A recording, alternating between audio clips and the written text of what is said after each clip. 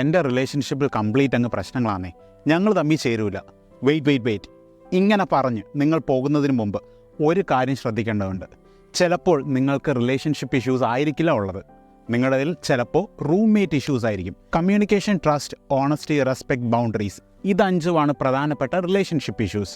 അപ്പോൾ roommate issues എന്താണ്? കല്യാണശേഷം മാത്രം ഒരുമിച്ച് കഴിയുക എന്നുള്ളതാണ് നമ്മുടെ കൾച്ചറിൻ്റെ ഒരു ഐഡിയോളജി. അങ്ങനെ ഒരുമിച്ച് കഴിഞ്ഞ് തുടങ്ങുമ്പോൾ മാത്രം നമ്മൾ മനസ്സിലാക്കുന്ന ചില പ്രശ്നങ്ങളാണ്, ചില പൊരുത്തക്കേടുകളാണ് റൂംമേറ്റ് ഇഷ്യൂസ് എന്ന് പറയുന്നത്. ഇതിനകത്ത് നമ്മുടെ പാർട്ട്ണറിൻ്റെ സ്ലീപ്പിംഗ് പാറ്റേൺസും ഉറങ്ങുന്ന രീതിയും, അതേപോലെ തന്നെ വീട്ടിൽ പ്രത്യേകിച്ചും ചില ജോലികൾ ഡിവൈഡ് ചെയ്യുന്നതിലുള്ള താല്പര്യക്കേടുകളും, പാത്രങ്ങളൊക്കെ ആണെങ്കിൽ സിങ്കിലൊക്കെ കൊണ്ടുവന്നിട്ടിട്ട് പോലെ ചിലർക്കത് വലിയ ഇഷ്യൂ ആയിരിക്കാം.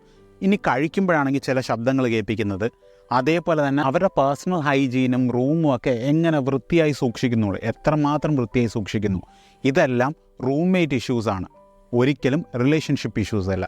ഇത്തരം പ്രശ്നങ്ങൾ നിങ്ങളുടെ ലൈഫിലുണ്ടെങ്കിൽ എങ്ങനെ നിങ്ങളത് കമ്മ്യൂണിക്കേറ്റ് ചെയ്യുന്നു, എങ്ങനെ അത് സോൾവ് ചെയ്യുന്നു എന്നുള്ളതാണ് തീരുമാനിക്കുക. അത് റിലേഷൻഷിപ്പ് ഇഷ്യൂസ് ആയിട്ട് വളർന്നു വരുമോ ഇല്ലയോ എന്നുള്ളത്. Comment yours down below if you are facing such an issue or share this with your partner.